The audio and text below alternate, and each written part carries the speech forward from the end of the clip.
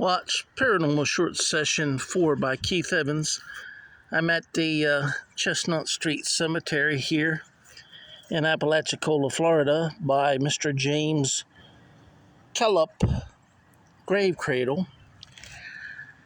Today is Wednesday the 24th of January and it is 2024. The last time I was here, which I really paid attention to his grave, was probably about a year ago. And I don't think any of this brick was missing. I don't know how it got hollowed out under there like that, but it's only like maybe a foot between the bottom of the grave cradle.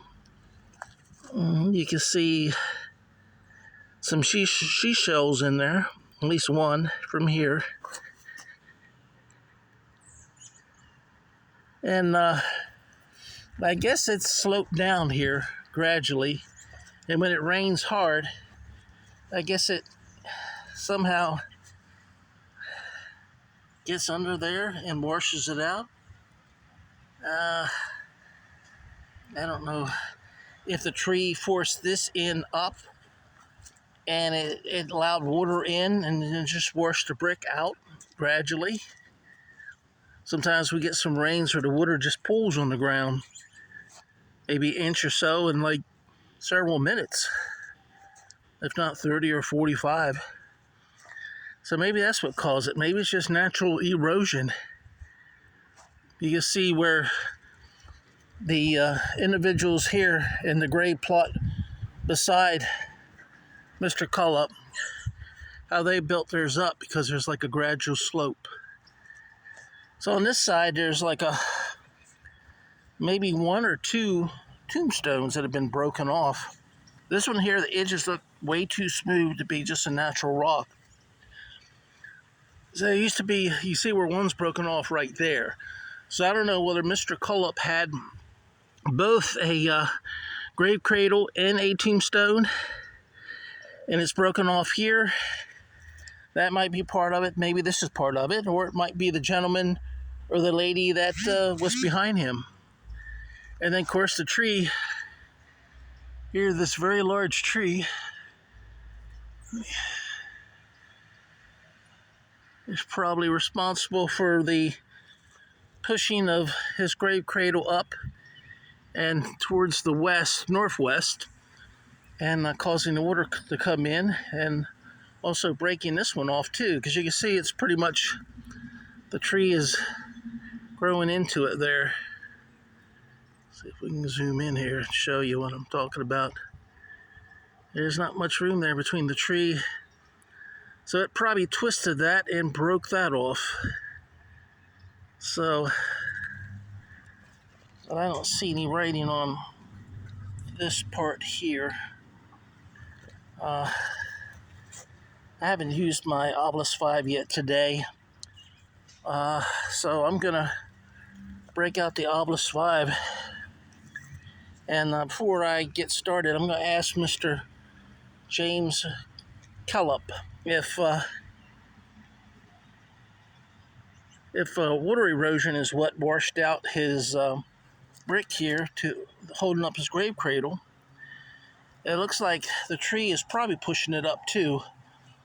So maybe it was flatter, and but the ground behind it, there's not that much space between it and the ground behind it, so probably a combination of all of that.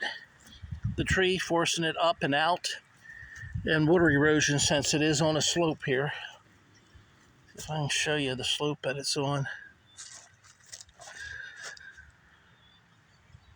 So, all right, and also if anyone's talking to me from the spirit or ghost rim, please tell me your name. My name is Keith Evans. Thank you. I'm going to turn the Obelisk 5 on by pressing the ABC at the top left corner. Again, my name is Keith Evans. What is your name? Allow. A-L-L-O-W. Allow. Allow what? That's the only part I got was allow. If you can hear me. Or are you saying you would allow them to repair your grave cradle? It definitely needs repairing.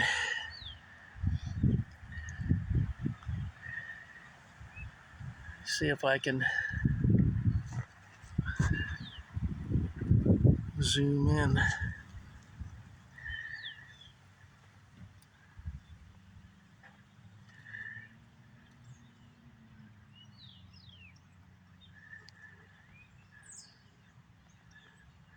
Looks like a shiny leaf. I think this grave cradle was lowered to the ground, and the brick, there might have been one layer of brick here, and it was forced up by the tree. And when it got forced up, surprise! I got some words here. Record, RECORN, leader, LEADR, and surprise, SURPRISE. I could hear that really loud. He goes like, surprise! So record, I don't know what record you're talking about. You want to give me the name of your record? Leader. Or you asked me if I'm the leader. I'm just a paranormal investigator, so I don't lead any group or team. I just lead myself. And surprise, well, I guess this is somewhat of a surprise. I wasn't expecting this today. I could have swore the brick was here a year ago. So there's a couple bricks laying here. There's one here, one there.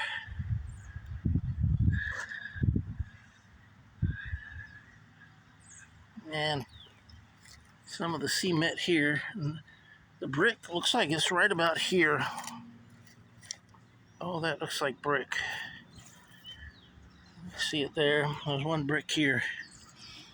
And then that looks like that was the top of the brick right there.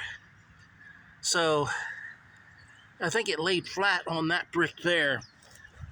And there might be stuff built up behind it. So as the tree moves it up, that kind of it's leaning on this edge in this tree here, because there's nothing holding it from here over to here. So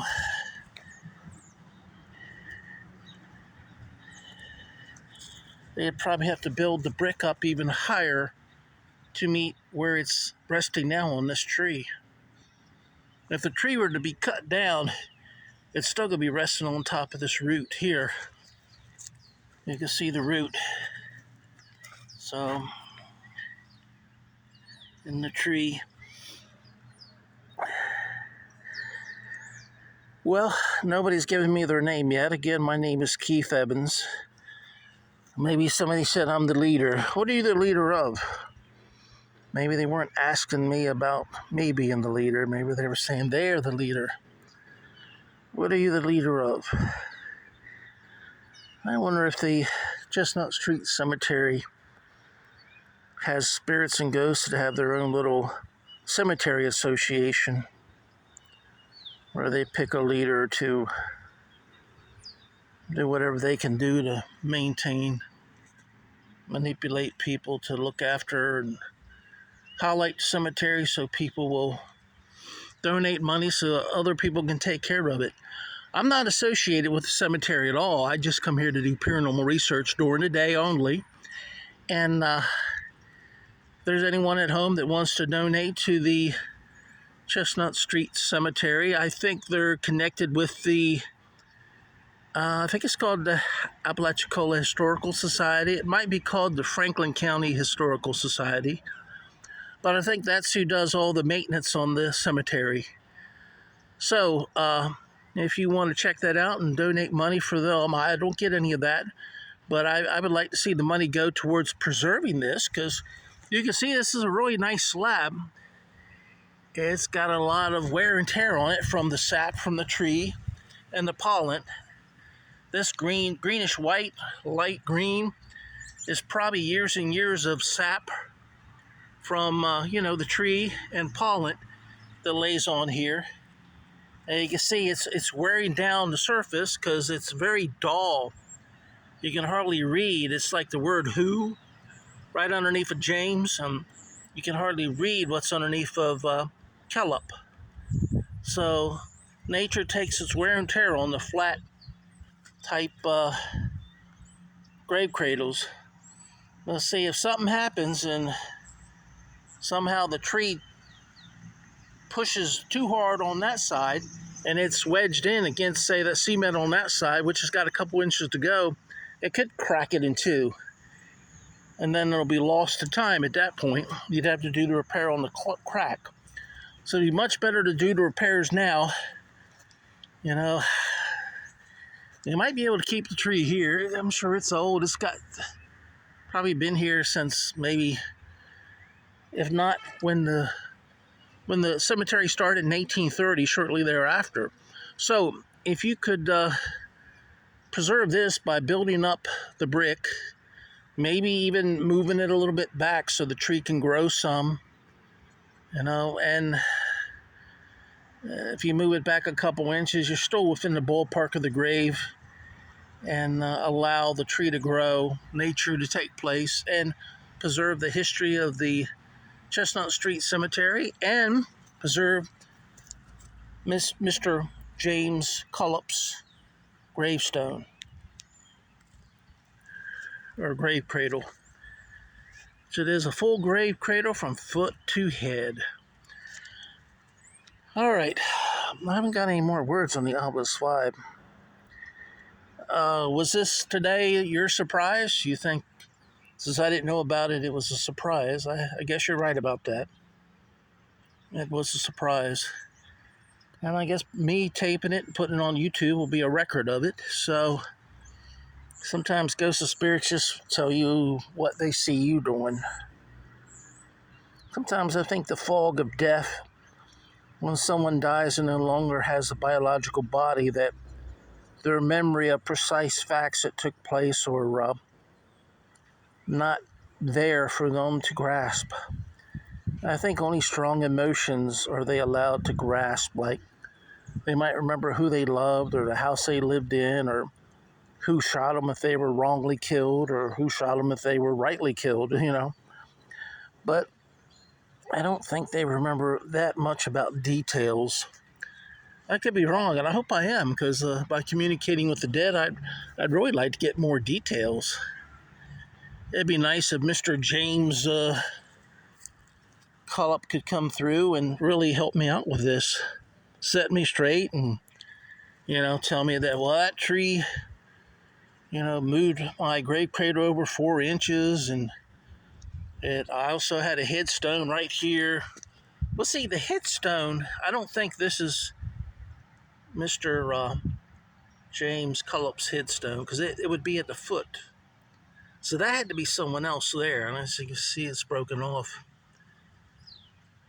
Because his name's here, his headstone would have been up there, unless they got it backwards or got the grave cradle backwards.